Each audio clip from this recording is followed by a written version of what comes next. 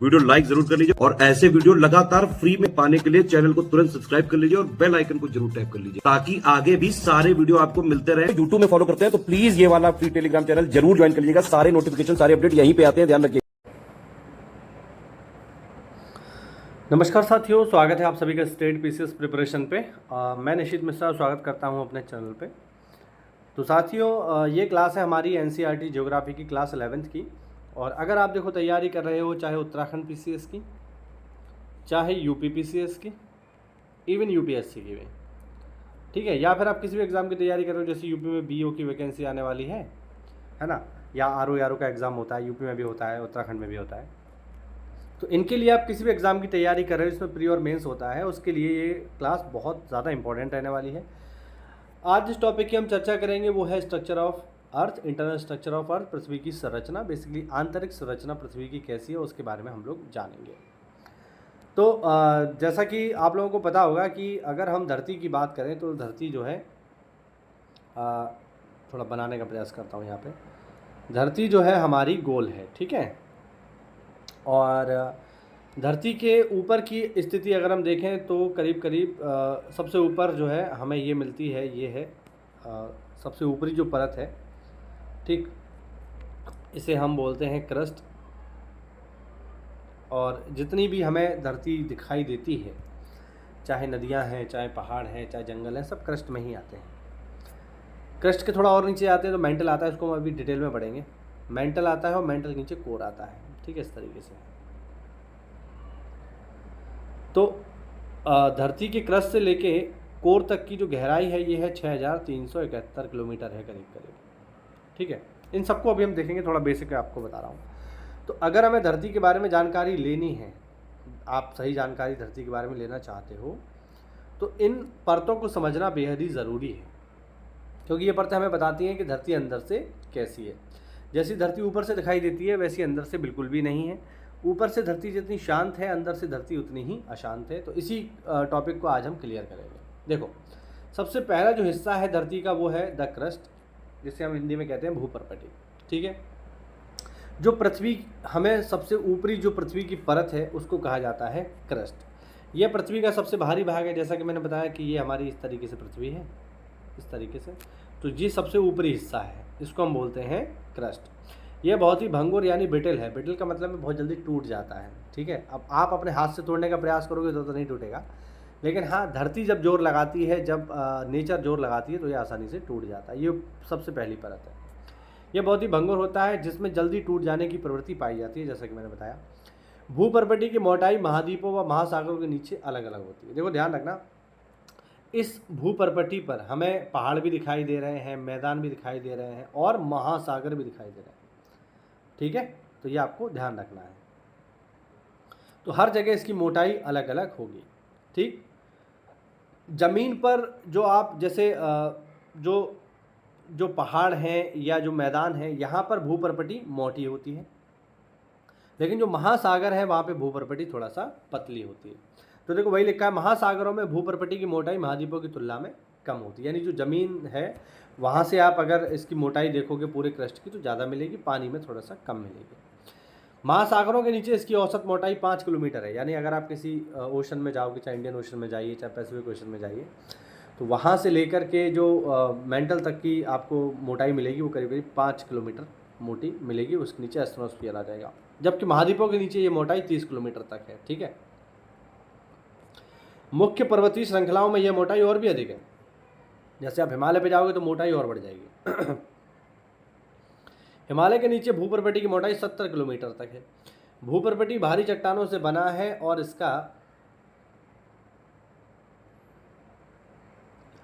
इसका घनत्व 3 ग्राम प्रति घन सेंटीमीटर है। महासागरों के नीचे भूपर्पटी की चट्टानें बेसाल्ट निर्मित है। महासागरों के नीचे इसका घनत्व 2.7 ग्राम प्रति घन सेंटीमीटर है, ठीक है। अब यहाँ पर आप देख लो, इसका मॉडल है। यहाँ पर आप देखिए, ये है क्या, ये है क्रस्ट, ठीक है। क्रस्ट के नीचे जाओगे तो ये है मेंटल, ठीक, और मेंटल के नीचे जाओगे तो ये मिलेगा आपको कोर, इस तरीके से, ठीक है। ये जो इसकी मोटाई है, ये जो क्रस्ट बेसिकली मोटा है, ये करीब करीब 100 किलोमीटर मोटा है, करीब करीब 100 किलोमीटर है। इसी पर ही सारी चीज़ें हैं, चाहे जंगल हैं, चाहे पहाड़ हैं, चाहे नदियाँ हैं, चाहे महासागर हैं, चाहे झीलें हैं, सब इसी पर ही है। ठीक है। अच्छा, एक चीज़ और आप समझ लो, जो क्रस्ट है, ठीक है, ये बेसिकली बना हुआ है सिलिका प्लस एल्यूमिनियम से। जो हमारा क्रस्ट है ये मूल रूप से सिलिका और एल्यूमिनियम से निर्मित है, इसीलिए इसको हम सियाल भी बोल देते हैं। सियाल, सिलिका प्लस एल्यूमिनियम। आगे आएगा, ये देखेंगे हम। इसके नीचे पढ़ोगे तो आ जाएगा मेंटल। ठीक है। भूपर्पटी में नीचे की ओर का भाग मेंटल कहलाता है। यह मोहे असांत्य, पता नहीं क्या लिखा है, इसे इंग्लिश में बोलते हैं मोहे डिसकंटिन्यूटी, से आरंभ होकर 2900 किलोमीटर तक की गहराई में पाया जाता है। मेंटल का ऊपरी भाग दुर्बलता मंडल यानी एस्थेनोस्फीयर कहलाता है। एस्थेनो का अर्थ दुर्बलता से है, इसका मतलब एस्थेनो का मतलब दुर्बलता है। इसका विस्तार 400 किलोमीटर तक आगा गया है। ज्वालामुखी उद्गार के दौरान जो लावा धरती पर पहुंचता है उसका मुख्य स्रोत एस्थेनोस्फीयर ही है, यानी जो लावा धरती पर बाहर आ रहा है वो कहाँ से आ रहा है? एस्थेनोस्फीयर से आ रहा है, हिंदी में दुर्बलता मंडल से आ रहा है, ध्यान रखना। ठीक है। इसका घनत्व भूपर्पटी की चट्टानों से अधिक है, अर्थात 3.4 ग्राम प्रति घन सेंटीमीटर से अधिक है। भूपर्पटी तथा मेंटल का ऊपरी भाग मिलाकर लिथोस्फीयर यानी स्थल मंडल बनाते हैं। ये सवाल पेपर में आपसे पूछा जा सकता है, पेपर में सीधे सीधे आ जाएगा। स्थल मंडल किससे निर्मित होता है? 4 ऑप्शन होंगे, उनमें से एक ऑप्शन आपको यहाँ दिखाई देगा जो कि होगा भूपर्पटी और मेंटल का ऊपरी भाग। ठीक है, यानी हमारी क्रस्ट और मेंटल की अपर लेयर जब मिल जाती है तो बनता है लिथोस्फीयर यानी स्थल मंडल। इसकी मोटाई 10 से 200 किलोमीटर के बीच पाई जाती है। निचले मेंटल का विस्तार दुर्बलता मंडल के समाप्त हो जाने के बाद तक है या ठोस अवस्था में है। ठीक है, यानी जो मेंटल का निचला हिस्सा है वो दुर्बलता मंडल के समाप्त हो जाने के बाद ठोस अवस्था में, यानी मेंटल का जो नीचे का हिस्सा है वो कहीं ना कहीं ऊपर वाले हिस्से की तुलना में ठोस है। और फिर से एक चीज़ मैं आपको यहाँ पे बता दूँ, जैसे मैंने ऊपर बताया कि क्रस्ट में बेसिकली आपको क्या मिला था? सिलिका और एल्यूमिनियम। वैसे ही मेंटल में जब आप जाओगे तो आपको मिलेगा सिलिका और मैग्नीशियम। ठीक है, इसीलिए इसको बोलते हैं सिमा। तो क्रस्ट में मिल रहा था सिलिका एल्यूमिनियम, मेंटल में मिल रहा है सिलिका मैग्नीशियम। इसके नीचे आओगे तो आ जाएगा कोर, द कोर, या हिंदी में कहते हैं क्रोड। जैसा कि पहले ही इंगित किया जा चुका है कि भूकंपीय तरंगों के वेग ने पृथ्वी के क्रोड को समझने में सहायता दी है, हमने इसको पढ़ा था पिछली क्लास में। क्रोड व मेंटल की सीमा 2900 किलोमीटर की गहराई में है। आउटर कोर तरल अवस्था में है जबकि इनर कोर ठोस अवस्था में है। ठीक है, मेंटल व कोर की सीमा पर चट्टानों का घनत्व लगभग 5 ग्राम प्रति घन सेंटीमीटर तथा केंद्र में 6300 किलोमीटर की गहराई तक लगभग 13 ग्राम प्रति घन सेंटीमीटर तक हो जाता है। यानी इसका मतलब ये है कि जैसे जैसे आप धरती में नीचे की तरफ जाओगे जो घनत्व है, जो डेंसिटी है वो बढ़ती चली जाएगी। सबसे ऊपर कितनी थी? सबसे ऊपर थी 3.3 और धरती के केंद्र में कितनी है? 13। तो ज़्यादा होगी, नहीं हो गई है ना? यही चीज़ मैं आपको समझाने का प्रयास करता हूँ। इससे पता चलता है कि क्रोड भारी पदार्थों मुख्यतः निकल और लोहे से बना हुआ है, इसलिए इसे निफी परत के नाम से भी जानते हैं। ऊपर हमने देखा सिलिका प्लस एल्यूमिनियम, वैसे ही ये है आपका जो सबसे पहली परत थी वो बनी थी सिलिका प्लस एल्यूमिनियम की, इसे हमने बोला सियाल। दूसरी परत थी सिलिका मैग्नीशियम की, इसे वो बोला हमने सीमा। और सबसे निचली जो परत है कोर जो है वो ये बना हुआ है निकिल, Ni और Fe मतलब लोहा, इसलिए इसे नीफे के नाम से भी हम लोग जानते हैं। ठीक है, तो पृथ्वी की 3 जो है यहाँ पर परत हमें देखने को मिलती हैं। एक बार यहाँ पे थोड़ा ड्रॉ कर देता हूँ फिर से, ताकि आपको बेहतर ढंग से समझ में आए इस तरीके से। ठीक है, 200 किलोमीटर तक आपको मिलेगा ये है आपका क्रस्ट। 200 से 2900 किलोमीटर तक आपको मिलेगा ये है मेंटल। और 2900 से नीचे 6371 या 6378 यहाँ पे मिलता है आपको कोर।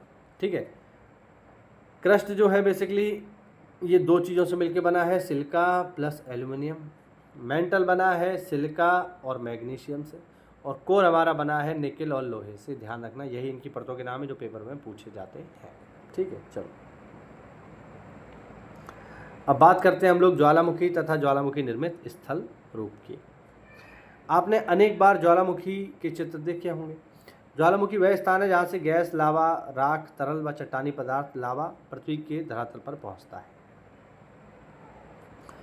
यदि यह पदार्थ कुछ समय पहले ही बाहर आया हो या अभी निकल रहा हो तो ज्वालामुखी सक्रिय ज्वालामुखी कहलाता है। तरल पदार्थ दुर्बलता मंडल से निकलकर धरातल पर पहुंचता है, यानी जो बेसिकली लावा है या मैग्मा जो है वो एस्थेनोस्फीयर से निकल के धरती पर आता है। जब तक यह पदार्थ मेंटल के ऊपरी भाग में है यह मैग्मा कहलाता है। यानी अभी हमने देखा था कि ऊपर यहाँ पे इस तरीके से, चलिए आपको दिखाने का प्रयास करता हूँ। इसमें देखो, ठीक है, देखो ये है दुर्बलता मंडल जिसे हम कहते हैं एस्थेनोस्फीयर। इसी दुर्बलता मंडल में क्या होता है, पिघले हुए पत्थर हैं। एस्थेनोस्फीयर में पिघले हुए पत्थर हैं, इन पिघले हुए पत्थरों को हम बोलते हैं मैग्मा। और जब ये मैग्मा ज्वालामुखी के माध्यम से धरती के बाहर आ जाता है तब हम इसे बोलते हैं लावा। चीज़ एक ही है, अगर धरती के अंदर है स्थल मतलब एस्थेनोस्फीयर में है तो मैग्मा है, अभी बाहर आ गया तो लावा हो गया। ठीक है, तो चीज़ वही है, कोई अलग से चीज़ नहीं है, वही यहाँ पे लिखा हुआ है। यह पदार्थ मैग्मा कहलाता है। जब यह भूपटल के ऊपर या धरातल पर पहुँचता है तो लावा कहा जाता है। जैसा कि मैंने बताया, वह पदार्थ जो धरातल पर पहुँचता है उसे लावा प्रवाह, लावा के जमे हुए टुकड़ों का मलबा यानी ज्वलखंडाश्मी यानी पायरोक्लास्टिक डिब्रीज और ज्वालामुखी बम, राख, धूलकण व गैस जैसे नाइट्रोजन यौगिक, सल्फर यौगिक तथा कुछ मात्रा में क्लोरीन, हाइड्रोजन, आर्गन शामिल होते हैं। ज्वालामुखी उद्गार की प्रवृत्ति तथा धरातल पर विकसित आकृतियों के आधार पर ज्वालामुखियों को वर्गीकृत किया जाता है। पहला जो टाइप होता है ज्वालामुखी का वो होता है शील्ड ज्वालामुखी, शील्ड वॉल्केनो। ठीक, बेसाल्ट प्रवाह को छोड़कर पृथ्वी पर पाए जाने वाले सभी ज्वालामुखियों में शील्ड ज्वालामुखी सबसे विशाल है। हवाई द्वीप के ज्वालामुखी इसके सबसे अच्छे उदाहरण हैं। ये ज्वालामुखी मुख्यतः बेसाल्ट से निर्मित, यहाँ पर एग्जाम्पल देख लो आप लोग, है ना। ये जो आप देख रहे हैं ये है एक शील्ड ज्वालामुखी।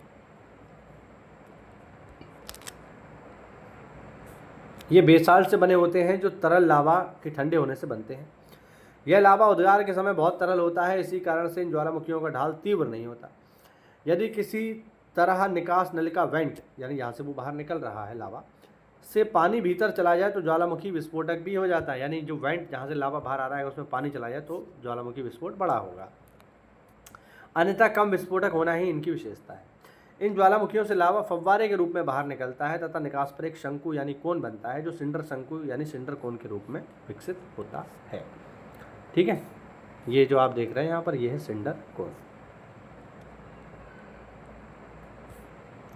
दूसरा जो टाइप होता है ये होता है कंपोजिट, जो कंपोजिट वॉल्केनोज होते हैं मिश्रित ज्वालामुखियों का। इन ज्वालामुखियों से बेसाल्ट की अपेक्षा अधिक ठंडे व गाढ़ा लावा उद्गार होता है। प्रायः ये ज्वालामुखी भीषण विस्फोटक होते हैं। इनसे लावा के साथ भारी मात्रा में पायरोक्लास्टिक पदार्थ व राख भी धरातल पर पहुंचते हैं। ये पदार्थ नली के आसपास परतों के रूप में जमा हो जाते हैं, जिसके जमाव मिश्रित ज्वालामुखी के रूप में दिखाई देते हैं। ये आप देख सकते हो यहाँ पर, ये इमेज है एक कंपोजिट वॉल्केनो का। फिर होता है अगला इसमें टाइप है, ये है काल्डेरा यानी ज्वालामुखी कुंड। पृथ्वी पर पाए जाने वाले सबसे अधिक विस्फोटक ज्वालामुखी काल्डेरा होते हैं। आमतौर पर ये इतने विस्फोटक होते हैं कि जब इनमें विस्फोट होता है तो तब वे ऊंचा ढांचा बनाने के बजाय स्वयं नीचे धंस जाते हैं। यानी जब विस्फोट होता है तो इतना तेज़ी से होता है कि ये खुद में नीचे की ओर भाग जाते हैं, क्योंकि विस्फोट की वजह से नीचे धंस जाते हैं। धंसे हुए विध्वंस गर्त यानी जो जब धंसने से जो गड्ढा बनेगा उसे ही हम बोलते हैं ज्वालामुखी कुंड यानी काल्डेरा। ठीक है, यानी ज्वालामुखी विस्फोट हुआ, अब जैसे मान लीजिए ये ज्वालामुखी है, ठीक है, ये ज्वालामुखी। अब क्या हुआ, इसमें विस्फोट हुआ, विस्फोट की वजह से ये जो है नीचे की ओर धंस गया और ये और बड़ा हो गया। तो ये जो और बड़ा जो हो गया है कुंड, इसी को हम बोलते हैं काल्डेरा। यह विस्फोटक रूप बताते हैं कि इन्हें लावा प्रदान करने वाले मैग्मा के भंडार न केवल विशाल हैं बल्कि बहुत पास हैं। इनके द्वारा निर्मित पहाड़ी मिश्रित ज्वालामुखी की तरह प्रतीत होती है। आगे देखिए, आगे बेसाल्ट प्रवाह क्षेत्र, फ्लड बेसाल्ट प्रोविंस। ये ज्वालामुखी अत्यधिक तरल लावा उगलते हैं जो बहुत दूर तक बह निकलता है। संसार के कुछ भाग हजारों वर्ग किलोमीटर के घने लावा प्रवाह से ढके हैं। इनमें लावा प्रवाह क्रमानुसार होता है तथा कुछ प्रवाह 50 मीटर से भी अधिक मोटे हो जाते हैं। यानी इनसे जो लावा निकलता है वो बहुत ही एकदम मतलब पानी की तरह होता है, बहुत ज़्यादा तरल होता है। इस वजह से वो बहुत तेज़ी से बहते हुए एक बहुत लंबे क्षेत्र को कवर कर लेता है। कई बार अकेला प्रवाह सैकड़ों किलोमीटर तक फैल जाता है। क्या भारत में इसका एग्जाम्पल है? बिल्कुल है, दक्कन ट्रैप। भारत का दक्कन ट्रैप, जिस पर वर्तमान महाराष्ट्र पठार का ज़्यादातर भाग पाया जाता है, बेसाल्ट प्रवाह क्षेत्र है। अब इसके देखिए, इसके साथ एक शब्द आया है ट्रैप।